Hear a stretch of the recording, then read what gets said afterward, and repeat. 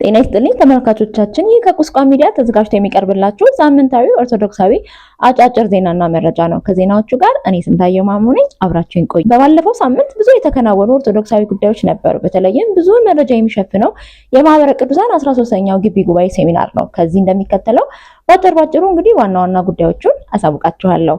አንደኛ፣ የብፁዕ ወቅዱስ አቡነ ማትያስ ቀዳማዊ ፓትርያርክ 12ኛ በዓለ ሲመት የተከበረው ባሳለፍነው ሳምንት ነበር። የብፁዕ ወቅዱስ አቡነ ማትያስ ቀዳማዊ ፓትርያርክ ርዕሰ ሊቃነ ጳጳሳት ዘኢትዮጵያ ሊቀ ጳጳስ ዘአክሱም ወዕጨጌ ዘመንበረ ተክለ ሃይማኖት 12ኛ በዓለ ሲመት የካቲት 24 2017 ዓ.ም በመንበረ ጸባዖት ቅድስት ሥላሴ ካቴድራል ተከናውኗል።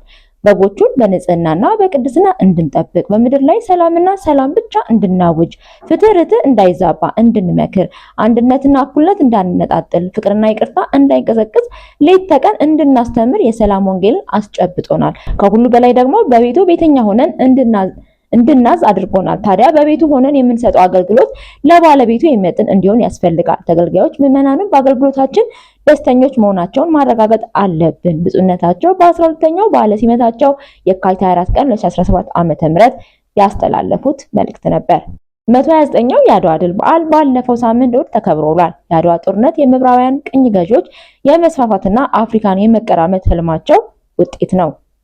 ለአድዋ ድል መገኘት ግን የኢትዮጵያ ኦርቶዶክስ ተዋሕዶ ቤተክርስቲያን ሚና እጅግ የላቀ መሆኑ አጠያቂ አይደለም። ይህች ጥንታዊ ቤተክርስቲያን በአድዋ ጦርነት ወቅት ከመነሻው እስከ መጨረሻው፣ ከዘመቻው እስከ ድሉ፣ ከዋዜማው እስከ ጦርነቱ በመሪነትና በተሳታፊነት ነበረች። ቤተክርስቲያኗ ህዝቡን በመቀስቀስ አመራር በመስጠት አብራ በመዝመት የስነ ልቦና ዝግጅት እንዲኖር በማድረግ በጦርነቱ በመሳተፍ መረጃ በመስጠትና በማስቀመጥ ባደረገችው አስተዋጽኦ ተወዳዳሪ አልነበራትም። በአድዋ ጦርነት ወቅት ቤተክርስቲያኗ የነበራት የላቀ ሚና ለመረዳት የአፄ ምኒልክን የክተት አዋጅ ብቻ መመልከት በቂ ነው። አዋጁ ጦርነቱ ከቤተክርስቲያን ከእግዚአብሔርና ከወላዲተ አምላክ ጠላት ጋር እንደሆነና የመጣው ጠላት አገር የሚያፈርስ ብቻ ሳይሆን ሃይማኖት የሚለውጥ ጭምር መሆኑን የሚያስገነዝብ ነው። በመሆኑም የጦርነቱ አዋጅ ሃይማኖታዊ ቅርጽ ነበረው። አዲስ አበባ እስከ አድዋ በነበረው የዘመቻ ጉዞ ቤተክርስቲያኗ ግንባር ቀደም ሆና ህዝቡን ከጀግኖች ኢትዮጵያውያን ጋር በአንድነት በመምራት በአስተምህሮዋ የዘማቹን ወኔ በመገንባት ስለ ሀገር ፍቅር በመስበክ በጾምና በጸሎት ወደፊት ትገሰግስ ነበር። ከዚህ ሁሉ በኋላ አንጸባራቂው የአድዋ ድል የካቲት 23 ቀን በዕለተ ቅዱስ ጊዮርጊስ ለሁለንተናዊ ቤተክርስቲያን ተልዕኮ በኃላፊነት እማራለሁ በሚል መሪ ቃል 13ኛው ዓለም አቀፍ የግቢ ጉባኤያት ሴሚናር ለተከታታይ 3 ቀናት ከየካቲት 21 እስከ 23 ተካሄደ። በመርሃ ግብሩ የምዕራብ ሐረርጌና አፋር ሀገረ ስብከት ሊቀ ጳጳስ፣ የማህበሩ ስራ አመራርና ስራ አስፈጻሚ አባላት፣ የግቢ ጉባኤ ተወካዮችና ጥሪ የተደረጋቸው እንግዶች ተገኝተዋል። ብፁዕ አቡነ እንጦስ የምዕራብ ሐረርጌ ሀገረ ስብከት ሊቀ ጳጳስ በዚህ መርሃ ግብር ተገኝተው ተሳታፊዎች ቃለ ምዕዳን ሰጥተዋል። ማህበረ ቅዱሳን ባይኖር ወጣቱን ማን ይዝልን ነበር ያሉት ብፁዕነታቸው በዚህ በ21ኛው ክፍለ ዘመን ወጣቱ ቤተክርስቲያኗ እንዲያውቅ ሀገሩን እንዲያገለግል እያደረገ ነው ብለዋል።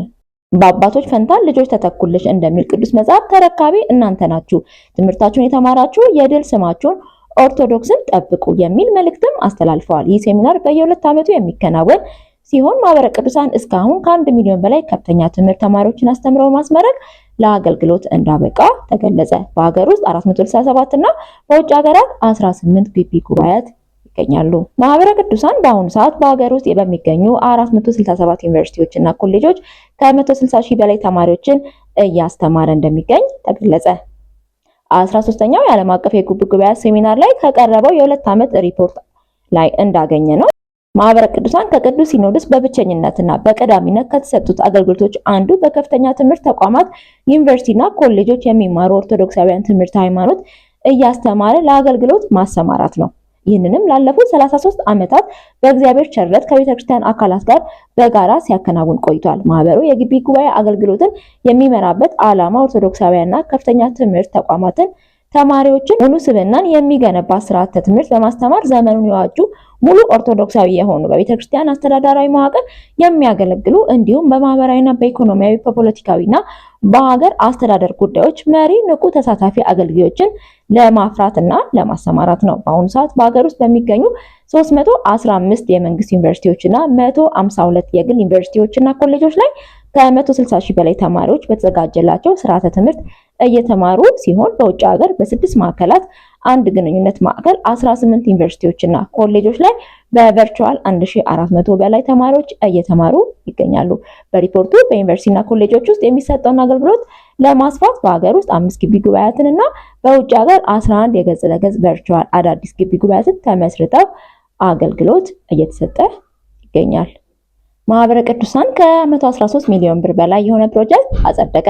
ማህበረ ቅዱሳን ዓለም አቀፍ ግቢ ጉባኤ ሴሚናር በሁለተኛው ቀን ውሎ 113 ሚሊዮን ብር በላይ የሆነ ፕሮጀክት አጽድቋል። ፕሮጀክቱ የግቢ ጉባኤ መምህራን ማሰልጠኛ ማዕከል በማዘጋጀት መምህራንን በስርዓተ ትምህርቱ በበቂ ሁኔታ ለማፍራት የሚያስችል ነው። በግቢ ጉባኤያት በተለያዩ ቋንቋዎች ያለውን የመምህራን እጥረት ለመቅረፍ ወንጌልን በሁሉም ቋንቋ ለማዳረስ የሚደረገውን ጥረት እንደሚያግዝም ይታመናል። አፈጻጸሙን መደበኛው ማህበረ ቅዱሳን ስራ አመራር ጉባኤ ሲያጸድቀው በያዝነው ዓመት ይጀመራል ተብሎ ይጠበቃል። መምህራንም ከደረጃ 1 እስከ ደረጃ 3 በመለየትም አሰልጥኖ ለአገልግሎት እያሰማራ ነው። ነገር ግን በበቂ ሁኔታ ለማስተማርና የበለጠ ተደራሽነቱን ለመጨመር የመምህራን እጥረት ትልቅ ፈተና እንደሆነበት ተገልጿል። ለዚህም ችግሩ በዘላቂነት ለመፍታትም ሆነ በ4 ዓመት ተፈጻሚ የሚሆን ፕሮጀክት ቀርጿል።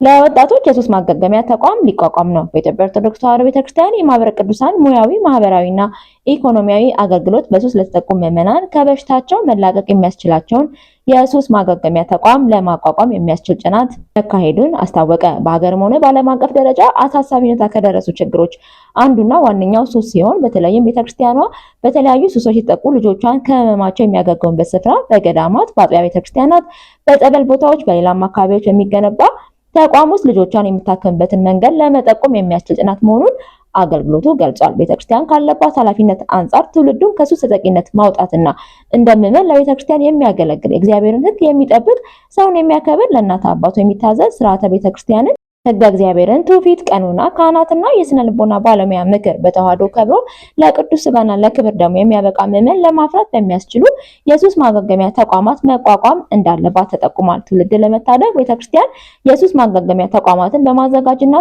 በማከም ሂደት ውስጥ ተሳትፎ በማድረግ የራሷን በጎ አሻራ ማሳረፍ ግድ እንደሚላት ተመላክቷል። ለዚህም ጥናት መፍትሄ ተግባራዊነት ማህበረ ቅዱሳን ከባለድርሻ አካላት ማለትም ከጠቅላይ ቤተ ክህነት፣ ከሀገረ ስብከት፣ ከወረዳ ቤተ ክህነት፣ ከሰንበት ትምህርት ቤት፣ ከተለያዩ ማህበራት፣ ከባለ ሀብቶች ጋር በጋራ መስራት እንደሚጠበቅባቸው አሳስበዋል። በቀጣይነትም በተጠናው ጥናት ውጤትና ወደ ተግባራዊ ተቋምነት የሚቀየርበትን ሁኔታ ላይ አጋርና ባለድርሻ አካላትን ያሳተፈ የምክክር ጉባኤ ለማካሄድ መታቀዱን የተገኘው መረጃ ያሳያል። ለሳምንቱ ያዝንላችሁ አጫጭር መረጃና ዜናዎች የእስካሁኖቹ ይመስሉ ነበር። ሰላም እግዚአብሔር ከሁላችን ጋር ይሁን።